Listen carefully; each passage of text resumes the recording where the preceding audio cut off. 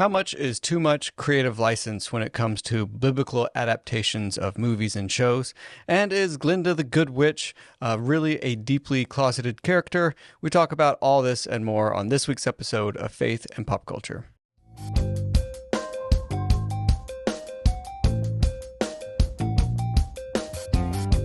Hey, well, what's up, guys? Welcome to episode number 39 of the Faith and Pop Culture Podcast. It is me, your host, Daniel, and I am joined at the desk, as I always am, by the bigoted Santa Claus to my 1964 animated Rudolph the Red-Nosed Reindeer special, Samuel David Kemp. What is up? Not too much. It's been a while since I've seen that one, so I cannot comment on the bigoted nature of Santa. See, I mean, watching that as an adult as opposed to a kid, you recognize some stuff. But especially, I will say, especially old cartoons are quite problematic. Like they were pretty bad. I can't remember. We haven't watched it this year. We usually give it like a place of honor. Like Muppet Christmas Carol is the last one we watched right before, as it should be, the reverence required. But Rudolph is pretty close to the end. But like we watched it last year, and it's like, man, like, Santa Claus might give us presents, and he's a good guy, but he's also kind of a jerk. Like at least that version of Santa. Yeah, I feel like that just... I choose not to believe in that version of Santa. There's some demystifying that goes on when you realize that maybe your heroes aren't. He's just, it's a sort of a supply chain nightmare for the guy, and so he's just super stressed. I mean, I get that, yeah. What do you expect? He's, trying to spread cheer and merriment, and it wears on a guy. He is having to be the jolly. Hero we deserve. Maybe cut old St. Nick some slack. But we're excited to be back. There's quite a bit going on this week. Culturally for Christians to chew on, to bite into, and to start gnawing on, because there's some interesting kind of stories, kind of more topical stuff, even some controversies, or at least adjacent to controversies, which I think also lead to just some, I think, interesting conversations, like more general principles of just like, hey, how as Christians should we engage with culture? And kind of the first one I wanted us to get into, because I think there's a lot here, and we kind of touched on some of it last week, but there's still more meat on the bone, and that is Netflix's recently released Mary movie. So this is one that, if you joined us for last week's episode, there was like some controversy, like pre-release controversy about the casting, and we kind of get into how it's just sort of a silly controversy, and some of that stuff. But at the time, I had not seen the movie. Nor had I. Nor had really anyone, because the movie hadn't come out yet. But the movie has come out. It came out on last Friday. And apparently the controversies and the passionate opinions have not died down. They've just shifted in a different direction. So this is a movie that I think has sparked pretty strong reaction among Christians. And I would say primarily negative reactions. It seems that way. This doesn't seem to be a movie that is pleasing a whole lot of people. I did look at... there weren't enough critic scores to get a judge on Rotten Tomatoes, but for audience scores, last I checked, it was at 47%, which is not good. And the average score in there was 2.8 out of 5. So not critically, not necessarily winning a lot of people over. But perhaps the bigger deterrent, the thing that's repelling Christians, is that this biblical adaptation is not really, in fact, biblical. Yeah, well, and I remember, just because of the earlier controversy, that there was comments were made by those involved in the film that they're trying to stay really close to the source material, and I guess if the source material is apocryphal, perhaps that's true. Maybe there should have been some clarifications of which source. What exactly is the source material? Because clearly it's not. It's not the Bible. It is not the inspired scripture. Because things get wild. If you haven't seen this movie, check out my full review, get into all that. But, I mean, you got, Joseph stabbing the devil through the chest with a sword as the devil's trying to, kidnap Mary. And you got, Mary on a rooftop burning as Joseph's sword fighting a bunch of Romans down below and, holding them into the fire to kill them. And, it's a weird movie, and I remember watching it being like, where does this come from? I know we're Protestants, and the director for this movie is a Catholic. So I know we're coming at it from different backgrounds, but even Catholics, I know there's, it just seemed like it's coming from some weird places. And it is, in fact, coming from some weird places. So that kind of two things I wanted to get into for this movie. one is sort of these other sources, and just sort of because I think this is not the first time that one of these sort of quote unquote biblical adaptations, Yeah. or religious stories has pulled from kind of the same kind of type of extra biblical documents, so that we could at least note that, and then also on kind of the bigger question of just like sort of the challenge of making a faithful biblical adaptation. Like, Yeah. at what point, is it even possible? Should we even try to make one that would make us as Christians feel comfortable that like this is biblical, or is like there always going to be creative liberties and and we should just stay away from it because that's Yeah. we're trekking into holy ground there. Yeah, and I think either way, the obvious trouble with biblical adaptations is no one's ever going to be satisfied. But maybe to start on that first point about apocryphal writings, maybe as our resident scholar, what are like when you hear those kind of terms, extra biblical, we've had some movies that seem to lean very heavily on that. Like, what are some of those? Yeah, so that's Just for people who maybe aren't as familiar with it. well, now I feel the pressure because I've been waiting my whole life to be called a resident scholar. But I think it is. It's one of those things that I think we've like a lot of us have experienced like in practice. But maybe like some of the terminology of like what because I've seen a lot of people for the Mary movie saying hey, the filmmakers just made up all this stuff. It's pure fabrication, and like which is not necessarily true because I believe it's fabrication. It's made up. It's fiction. But the filmmaker did not do that. They are pulling from sources, and kind of like the summary of that is just like there was plenty of writing about Jesus around the time of Jesus. There were other people that were writing their own histories and characters, and hey, you can't stop people from writing stuff, and so there's a bunch of writing out there, and like, at some point, obviously the church like had to establish like what are the canonical documents, like the inspired scripture, and what are not, like what are just fictions of not anyone that wrote something was writing scripture.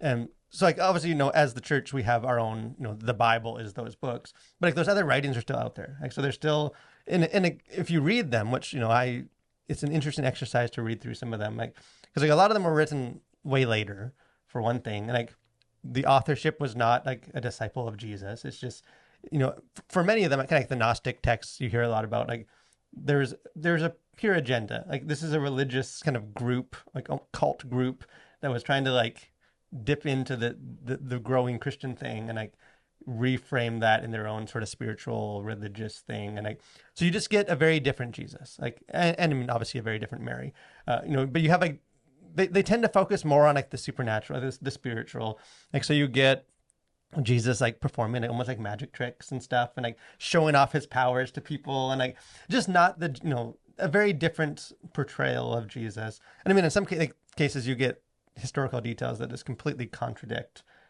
what you get in the text. Like kind of the famous ones, or at least the ones that come to mind, the Gospel of Thomas was one of those texts, which is sort of the source for things like the Da Vinci Code, like where Jesus had like a romantic relationship with Mary Magdalene, and like a lot of that comes from that writing.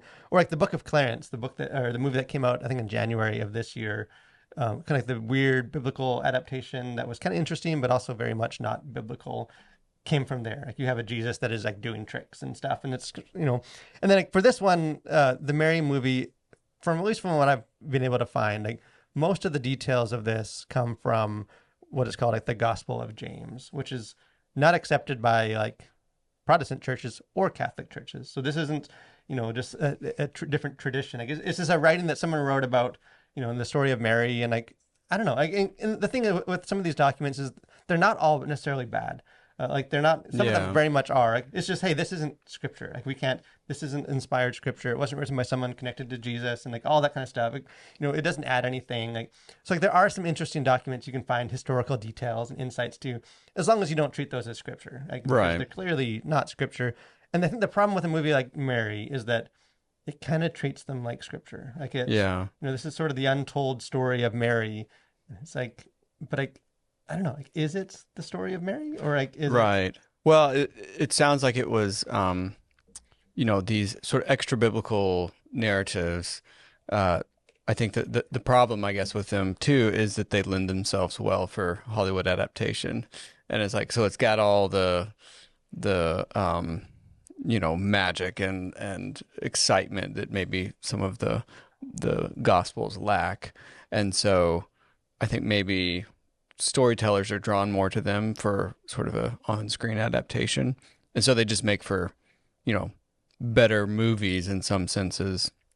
And I think if the, movie makers can just kind of say, yeah, well, it's kind of based on scripture and we're taking from some of these historical texts, it makes them maybe feel better. And, I don't know. But I do think there's a bit more sensationalization coming from those extra biblical texts. Yeah, and I think it's something that Christians should be aware of, like because it's often framed like, hey, we're obviously going to adapt the biblical text, but we're going to fill in some of the gaps with some of the other writings.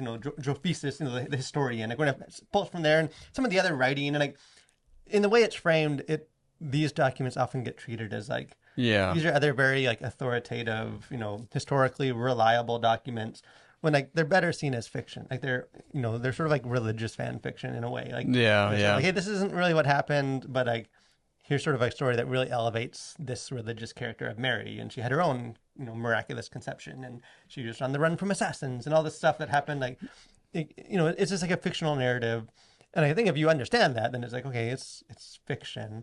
But I feel like the way that it gets framed for things like these movies is like we're pulling from these historical documents, which I think leads to maybe the bigger question of just like, like how much of the creative liberty is like good or acceptable, or like, like how much should we allow of, any of these, because they all do it. Like, you can't not do it. Like, so how much like as Christians where's that line between like, this is kind of dangerous, leading people astray about, the biblical text, or, hey, it's not all directly pulled from scripture word for word, but it's general. And I think the overall point is good. And it does lead people to, to look deeper into it. Like sort of where do you fall on kind of that spectrum? And all it meant, this is a question that I've always just been like somewhat mixed on. Like I don't have a very clear, like this is, I'm going to tell you where the point on that spectrum is. You mean you haven't developed a formula yet for all of us? Like I don't have a one size non-scholars to use. Yeah, for for the lay people. There. I don't know, because I think you can see this from both sides. No, for sure. You can see the positive of these adaptations, but I think you can also see like valid concerns about these, and I don't know. There's nothing in scripture necessarily that gives us like a clear answer, because I will say in one sense like it is unavoidable. Like you can't depict the biblical stuff in like any kind of artistic form and not sort of fill in the gaps and interpret. Like right. I know the closest example that I forget what year this movie came out, a couple of years ago, they released the Gospel of John, which is like a Bible gospel adaptation. Christopher Plummer was the narrator for it, and like they tried to make it like this is a word for word, so this isn't like a dramatization. Like it's, like the narrator says the things that are just sort of narration, and then when the characters speak, if Jesus is speaking, then like the actor will speak those words, but it's word for word in the Gospels, and then they fill in the gaps. And like, if there's just like big gaps in the story, then there's just big gaps in the story. You don't fill in the gaps, which is probably as close as you can get. The problem is like, and like you can find the whole thing on YouTube, so you can go check it out to see like how it plays. Like it's just, for one, it's just awkward. Like it doesn't translate like directly into like a cinematic, a compelling, movie narrative. And I think also like there's still creative liberties and interpretations happening. Right. Like the way that the inflection that you speak those words, or like the costume, like the expressions, or the way you frame the scenes, like you're still sort of contributing like an interpretation and stuff, even if the text itself is as close as you can actually get to. Like, so in one sense, like it is unavoidable.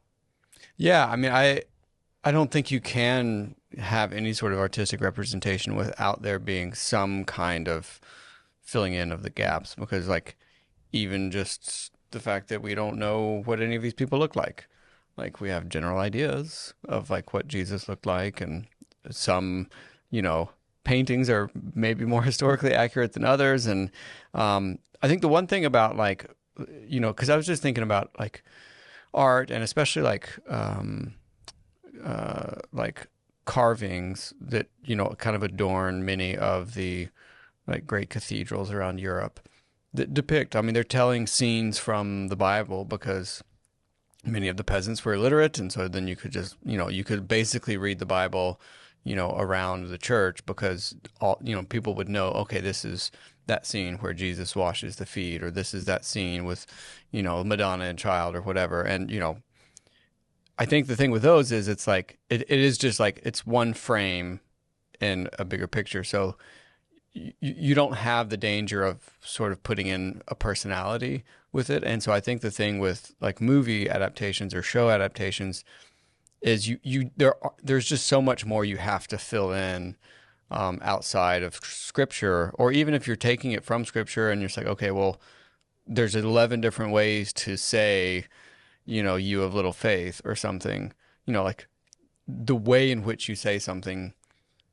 can adjust the meaning of Yeah, words. And is so that a very like condescending tone, or is that like a playful like hey silly you have little faith? Or is it yeah, like, or is it hey, just a disappointed dad sort of tone? Like there's so many ways you could go with just like, so even if it was like a verbatim show, like even that you can't get away from tone of voice, posture, body language, the personality types of the people involved, like, and that so much of that stuff we just don't really know like terribly clearly. And the thing is we all do that on a personal level, when we read scripture. Right. I mean, like, when I read, we don't necessarily fill in all the narrative gaps. Like, Right. that is maybe somewhat unique. I think we do speculate and we read it in a different tone. Like, so like it's not, and I mean, like sermons do that all the time. Like they Yeah. attribute sort of things and their interpretations of how they're presenting, who this person, the woman at the well, like what was sort of more of her backstory. Like we sort of speculate stuff that we don't know, Yeah. and that contributes to, and even like I was thinking, like sort of the idea that creative liberties they're just bad. Like just give me the text. Like we're not consistent with that Right. because it's unavoidable, and I think because it's not always bad. And I was thinking like you can see this with like people that get real mad at something like The Chosen, of like, hey, this is this is not just like not helpful. This is bad. It's just steering people away because it's adding creative liberties, and yet they may have like a nativity displayed in their house, which is just like filled with biblical inaccuracies. About Yeah. like there's clearly three wise men and they were with the baby Jesus in a manger, like, and it's a stable, And it's a barn. and it's like there's so many things about this the nativity that Yeah. are not directly pulled, but like we might like in one breath condemn The Chosen for no creative liberties with the Bible, it's sacred, and then like put on our church nativity play that is presenting a very creatively liberty story, like Right. and like I don't necessarily think this is bad. Like I don't think Yeah. like the gospel mission is faltering because we're showing that there's only three wise men and they're with a newborn baby, when it's clear that Jesus was like probably a couple of years old. Like, Yeah. like, does that really change things? Like, no, like it just sort of condenses it and like makes it easier to communicate. So you don't have like 5 nativities that show the whole story. Like it sort of puts everything into one story. So like, I don't think it's always bad. Like I'm not one of those like, like the biggest problem in the church today is things like The Chosen. Like Right. there are right. people like that I don't want to. No. At this, Really? believe it or not, the kind of the other side of it though is like I don't think it's nothing. Like I don't think Yeah. like I think we can make too much of sort of creative liberties and stuff, and that we shouldn't have them. But I think like they do impact us. Like there is in ways that I think Christians should be like at least aware of. Like I think if something like The Chosen, like I just wonder like, some of the details that they kind of like the made up the creative liberties fill in the gaps. Like at what point does that, especially if the show is like popular as The Chosen, like does that become just sort of ingrained in the back of our minds that like like and like I'm not a huge show, like I haven't watched through all the seasons, like I've seen some of the the first season, like but it presents like Peter, like we don't really know a whole lot about Peter, like but like the show presents him as like sort of this desperate man that's had some some bad business stuff go on, and like he's about to go to jail because he's and then he encounters Jesus, and like he's and then he's sort of in this like in his lowest desperate moment of it's like a last resort almost, like which hey maybe that was the case, we don't know, but that changes the way you read that narrative as opposed to like hey man, like Peter was thriving and like he's just having success, and he's like the rich young ruler, he's given up sort of his future dreams to it's not desperation, like he did show like that changes the way we sort of interpret those texts, and like by some of that, and I think it would do so in a way that's like like it's almost subliminal. Like Right. we don't think about like, well, but I know that came from here, and that was actually from this story, and this is from the TV show. Like I think we just think of Peter, and we have that backdrop. And Yeah. I think anything that does change the way we approach scripture should at least be recognized and like noted as like something that we need to like lean into and be aware of. Yeah, I would say probably as a general rule, approach like Bible adaptation movies or shows with more caution or at least awareness than you approach non-Bible adaptations. Like I think there can be a lot more. I don't want to use the word like danger necessarily, but I think the stuff can just kind of come in and just inform your theology and your thinking about Scripture and about God and Jesus from those shows than necessarily, the latest Marvel or the next Star Wars installment, because those are obviously not connected to like your faith. And so I think, but I think we tend to not approach like biblical stories, especially if it's like we trust the makers of this biblical story. Like I think a lot of people are very much on board with The Chosen. Obviously, it's super successful. And so my guess is there's a lot of people who aren't necessarily like having their guard up when they're watching that because they feel like, okay, well, I sort of trust the people making it. And, it's about Jesus, and so it's like there's almost less, I don't know, less concern about it versus like, I'm going to watch this, movie about a green witch and, I don't know, like I don't want to get sucked into the occult. More emphasis on like guarding against evil Hollywood. Yeah. There is, and like guarding, maybe not guarding, but like, taking note of like our own, because I think like you said, I think there is a sense of like, well, like, it's just good to have really, I think even I've seen some of that for this Mary movie. Yeah. It's like, well, like, literally Sure, none of it is biblical, but like, it's just good, like, with all this filth out there and stuff, like, to have something on a religious character is good. And it's like, well, like, is it though? Yeah. Because like one of the things, the last thing for this story, but is like one of the justifications that I hear a lot is like, it's beneficial. Like it may be completely, based on like non-biblical text, but like it's valuable because it kind of inspires people to go compare it to the biblical, and like it's driving people back to the source. And like maybe I'm just need a bit more Christmas joy in my life, but like I'm very, very skeptical about that. Like, Yeah.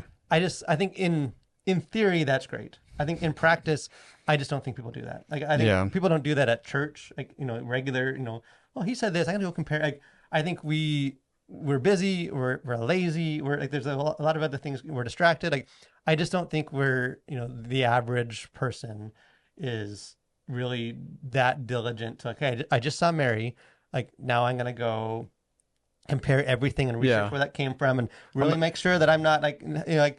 I just think we take it and we're like, hey, I know a lot of that wasn't biblical, but whatever. And we move on. Like, I don't know how many people are actually driven to like. I think there are some. I just think in general, like it's not doing what people claim it's doing. I think. Yeah, I think there's like, more people that just sort of okay, well, let's move on. Like, well, and I think so. What happens then is that imagery kind of gets lodged in the back of your head, and so when you are reading scripture or when you are thinking about some of these biblical narratives and stories. You're again, because we know that brains are lazy or efficient, however you want to look at it. You're just going to draw from that imagery now, because it's like when you read books that have been adapted to movies, you then see those when you're reading it. It's like if you reread Lord of the Rings or something, Aragorn is going to be Viggo Mortensen. It's like so you're because now because you can attach. Your brain can kind of fill in the gaps and attach to the visualization that you've seen. And because visuals are so powerful, I think that just sort of automatically happens. And we're just less aware of how much we are feeling it. Even like this Mary movie, like I think most scholars at least think, we don't know, like that Joseph was quite a bit older than Mary. I mean, he at least like exits the story quite a bit sooner. Yeah. They assume, but like this and like the Journey to Bethlehem, Mary romance movie from last year, the musical, like Joseph is this young stud that's, almost like a 20-year-old or something. Like, and it's, I think you will read it if you read it, now, and hey, Joseph's this young dude. Like, does that change the gospel story? Maybe not. Like, but it does. That is in the back of your mind. That Right. face now Yeah. is very different. So I would just say, like, I think like none of this is to say that we shouldn't have. Like, I do think, and someone commented even on the review for this, like, hey, this one maybe was a bit of a dud, but like you're not gonna get good ones if you don't get any of them. Like, and I think there is power in like a good adaptation, and like I don't know, I think you sort of need to wade through that, and I do think like we all accept sort of that line somewhere of like, like sort of like I was wondering how much closer to the Bible source material would this Mary movie need to have been for Christians to be like, well, it's not exactly the Bible, but like, I think it's valuable. It's biblical enough. Like, because I don't think any of us expect it to be word for word. Right. So we accept that there are some. It's just clearly this was nowhere close to wherever that line is, because none of it was from the Bible. It's like, I don't know. I think there is sort of an acceptance for it and like a value for it. I just think I don't know how many Christians, I mean myself included, really knows where that line is. And like I think maybe it is more of like a case by case. We just need to like be prayerful and like at least just like you said, like don't turn your mind off because this is about the Bible stuff. Like this isn't a Hollywood attack. So I'm good. Like I think in many ways the stakes are a lot higher. So we should like almost be more aware of like, hey, this is dealing with something that's sacred, not just like Marvel comics. But speaking of a line and things that go and make people mad and all that kind of stuff, promise this is probably the last time we dip into the Wicked movie as a conversation.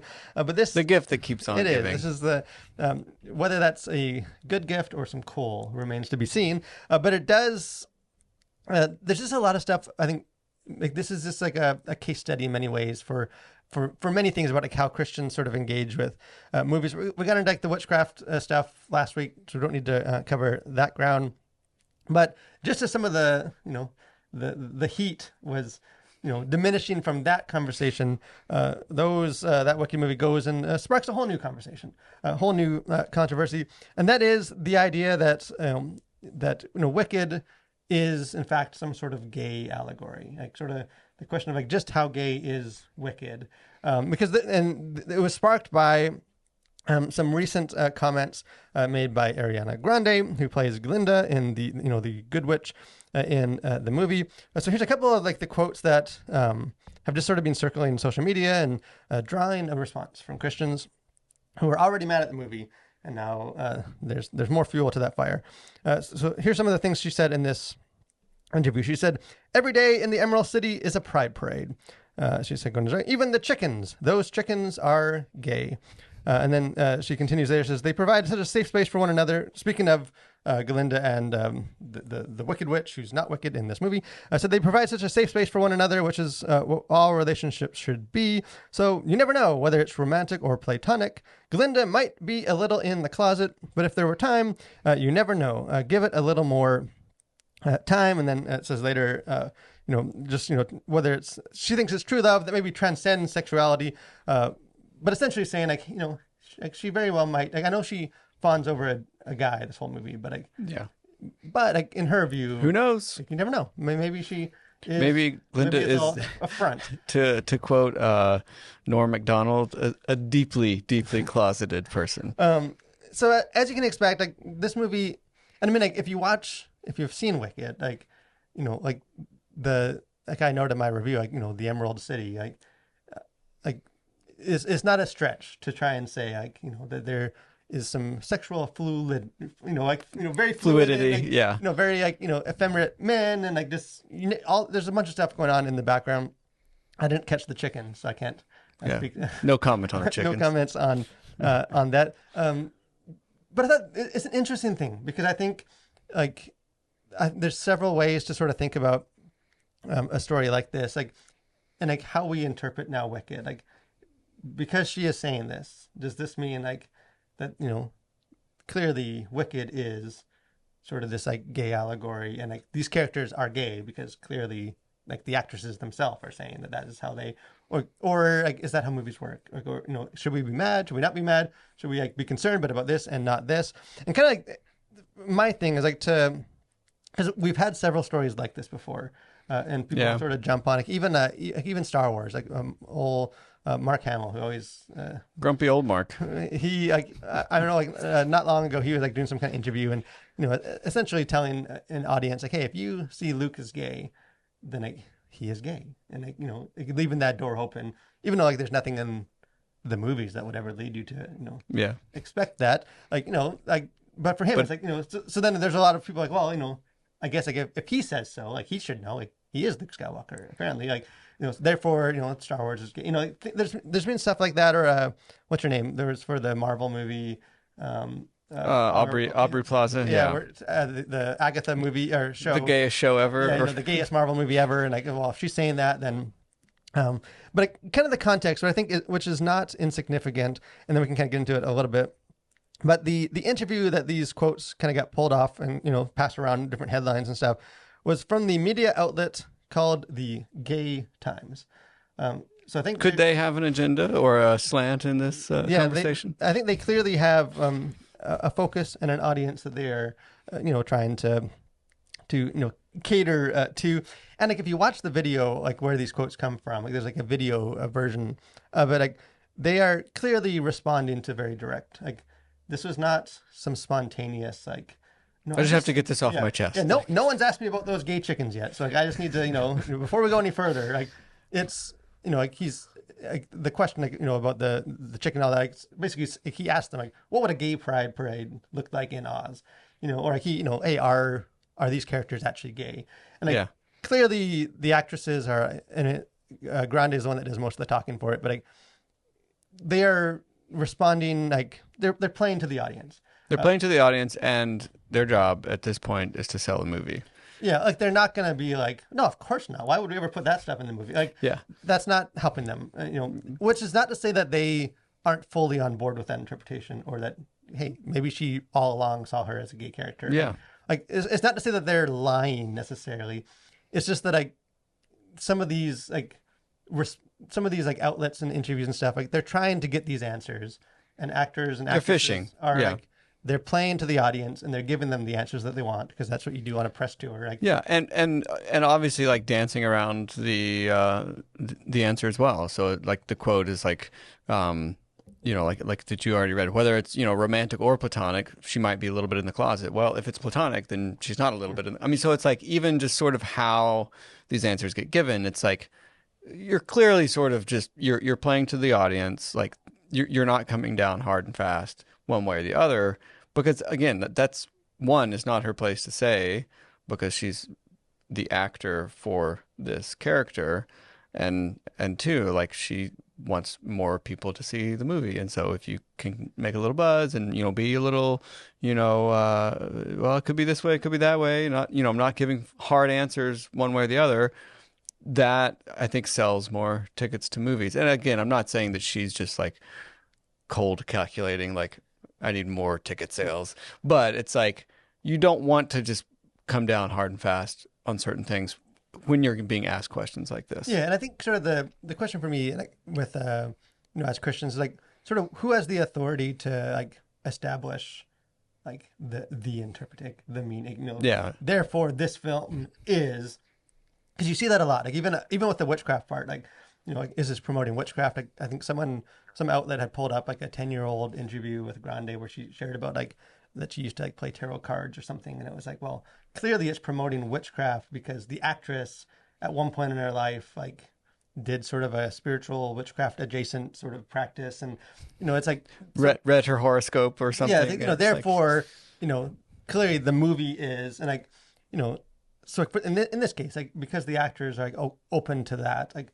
does that mean that like this film is doing that, or do you judge a film by what it is? Like, yeah, because that's what I tried to like like there's lots of like this has always been a case. Like I know I'm the Lord of the Rings guy. Like you can go on the internet and like there is plenty of interpretations, even like scholarly interpretations of like Frodo and Sam were gay together. Like they seem a little too friendly. It's, and this especially in our present context, like the idea that like two men could be like close to each other and like say I love you or something, like clearly has to be sexual, because we just don't deal with like that sort or even it makes me think of that animated show Luca, where everybody was like, oh, it's just it's clearly kind of a wink to the gay community that these two boys are just having fun, splashing around, the Italian Riviera together. Like, yeah, that's not, there's not undertones there. It's like, or it's two boys playing and having fun together. It's like,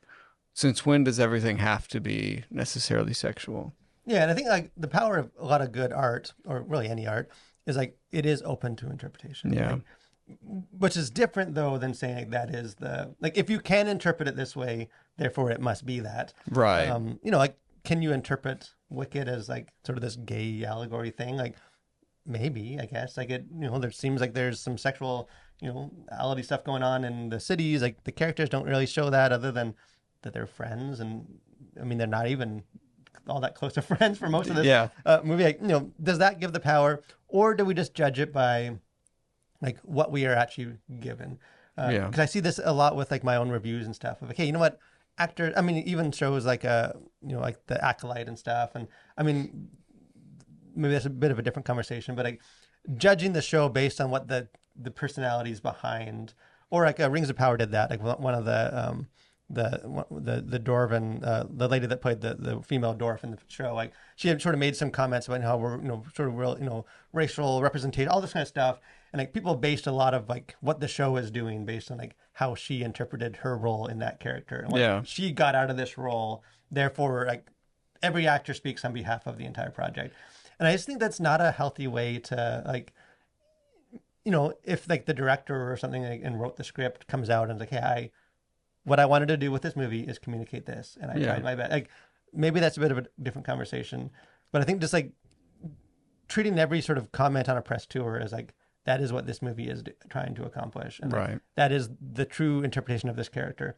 I think that can spark a lot of outrage over something that's not like where it's like if you can't actually see it in the movie, then I don't know if we need to waste a whole lot of time being like, well, but clearly it is somewhere. I just miss it. Yeah, but Daniel, being generous and not thinking the very worst of people doesn't really sell clicks, and you can't make money at that. You have to cause outrage. Like you have to take the worst possible interpretation of everything, and so clearly, Ariana Grande is speaking on behalf of the entire project. Yeah, I mean, like, there's a lot to that, I would just say that it's like. That's to me, that's the beauty of movies and of art, is that it's up for interpretation. Like 9 times out of 10, some things, no, there's clearly this is what was meant by this art. But a lot of times, like everybody reads into movies the things that, they sort of bring to, I mean, that's kind of what happens in movies. You're bringing your own experience to this movie, and so you're sort of seeing your own experience reflected back in that. I think that's what, how many pastors have pulled gospel illustrations out of Star Wars, or all these. So it's like, well, The Matrix, yeah, exactly. So it's like, is the Matrix, is that really like a sort of a a Christian plant? So like, we're trying to like proselytize the world because we implanted these gospel stories, or are those stories there and you can read into that what you want to, even though that may not have been the original intent of the creators of this film. And so it's like, to me, I think that's quite interesting and way more fascinating than be like, this is a movie about this, only watch it if you can see that as well, and like we don't accept any sort of deviation from what we intended. Like the artist has intent, a thing gets made and it gets interpreted, and I think like that's okay. And I think the better thing is having these conversations about the meaning of some of those pieces of arts that are made. And so I think it's exciting and fun.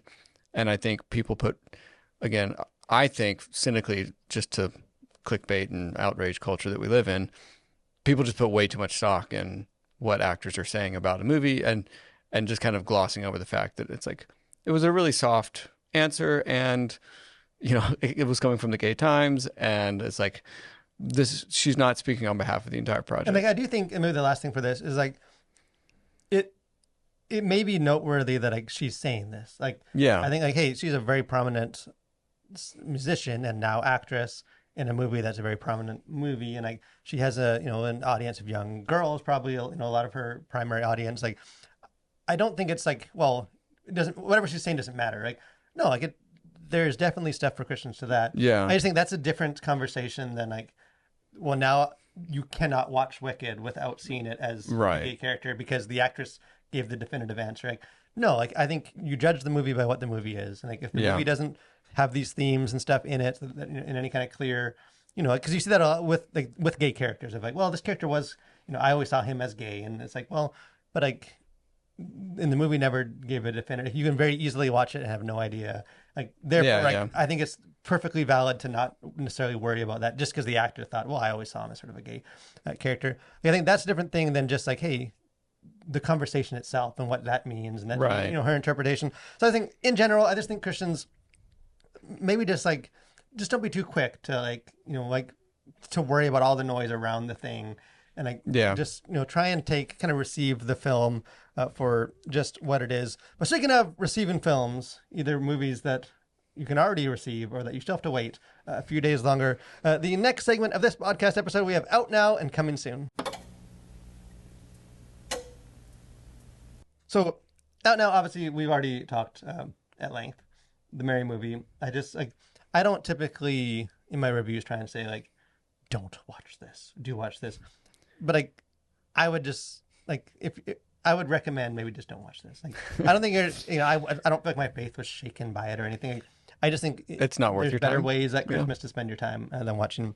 Fair enough. Unless you want to do it from like almost like a homework perspective of just like trying to engage with what the movie is doing and how we're adapting next. Some of the stuff we talked about. Like I think it is an interesting case study. It's just not necessarily an enjoyable movie. But speaking of things that will be enjoyable movies, so I mean, like the blessing and the curse about doing a lot of reviews is like a lot of times you see movies that aren't good because you got to review it, but other times you get a new Lord of the Rings movie. So kind of how can it be bad? Yeah, it's starting up here for me, and hopefully it doesn't let me down too hard. So the Lord of the Rings, War of the Rohirrim, it's kind of the big movie, at least the big movie for me coming out this week. And like, I don't know, some of the reviews have been somewhat mixed on it. Like it's an interesting, like it's an anime movie, and I'm not an anime guy, but I am a Lord of the Rings guy. And like, I don't know, like I'm hoping it's good. I'm not necessarily expecting like greatness. I'm always happy to go back to Middle Earth, and as I've said before, they have that like full hammer popcorn bucket that they're releasing. So I may have that on next week's episode. I bring that. It might at least make it into the movie review. So yeah, so we will see. Maybe I'll be eating popcorn during our next episode. But speaking of the other side of the equation, is we also have Kraven the Hunter coming out this week, which I can't think of a movie that you're less excited about. Except unless it's like a Hallmark Christmas romance movie. I don't know. I feel like they're like Hot Frosty. We missed that one. I don't know if you followed the I did not, but I did hear it was a movie that came out.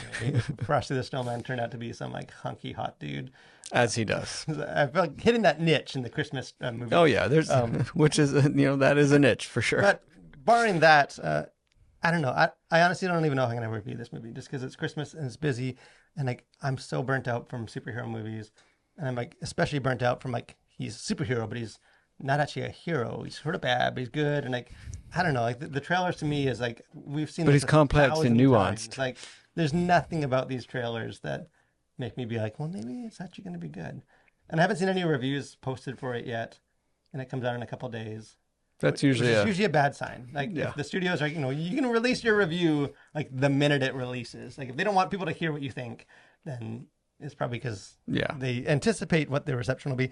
Kind of the other review or movie coming out, not this week, but I should have my review out this week or else early next week, is Homestead, kind of the new Angel Studios movie. It's one that I've actually seen. They sent it to me early. I've seen it actually a while ago. I just haven't got the review done. And I'm curious how it will be received. It's if you're not aware with it, it's like a movie, but it's setting like the rest of the story will be a TV show. So sort of bold like, move. Yeah, it's a hybrid. Like I don't know if that's ever been done before. Like I know you've done the other way around of like you have the Mandalorian, it's a TV show, and then like the end of it's going to be a movie. Like I know you've gone that direction, but like to start And I know they've done. I mean, like the Clone Wars is the only thing that came to mind. The cartoon, they started that they put like the first 2 episodes and like jammed them together into some terrible intro movie, and then I put that into theaters, and that started. And then the rest of the story was on. Like, Yeah. So that's like the only other one that comes to mind is like doing this, and it makes it a hard movie to get. Like, wait for my full review because I'm kind of mixed on this, but Yeah. it's like I think it's an interesting pilot episode, but an unsatisfying movie is sort of where I landed on that. But speaking of things that are satisfying and may even be movie related, the final segment of this podcast, we have things we like that you should like too.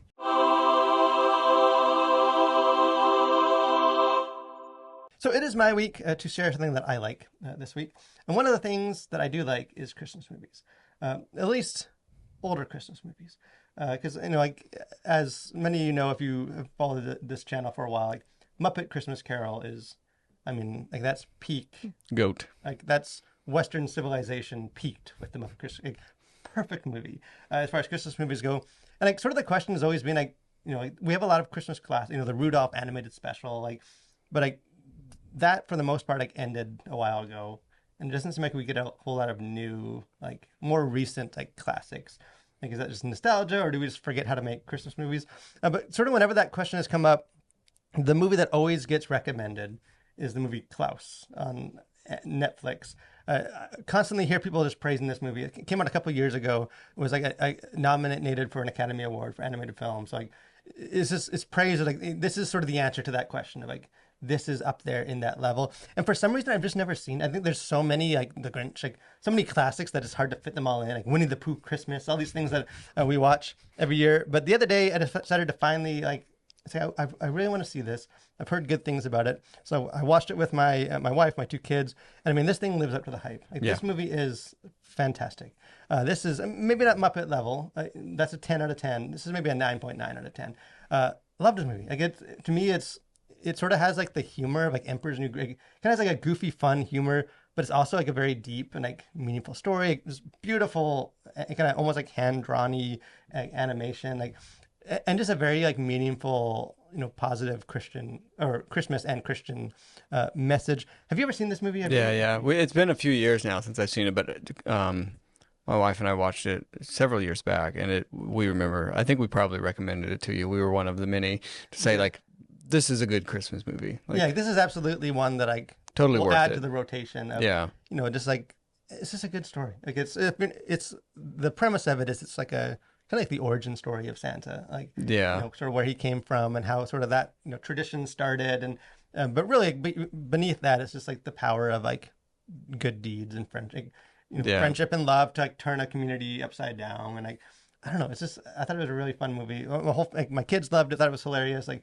me and my wife loved it, thought it was like real rich and meaningful. And so if you don't have too many on the rotation, then like add this movie. It's on Netflix. If you have Netflix, you can check it out. But definitely a recommendation from me. But another recommendation that I have is for you to join us next week for what will be our final episode. 2024. Cap it off with maybe a Christmas extravaganza. Christmas special. I already have some Christmas outfit to wear that I will be debuting on the show. I'm a little concerned about that. So if nothing else, and if you're an audio listener, like make sure to check out the video because I'm going to come in bringing the fire. But we do encourage you to check that out. Then we're going to take Christmas off and kind of into the new year and just enjoy Christmas and family. And we'll keep you guys posted for when we'll come back. But we do hope that we will see you next Thursday one last time for more conversations on faith and pop culture.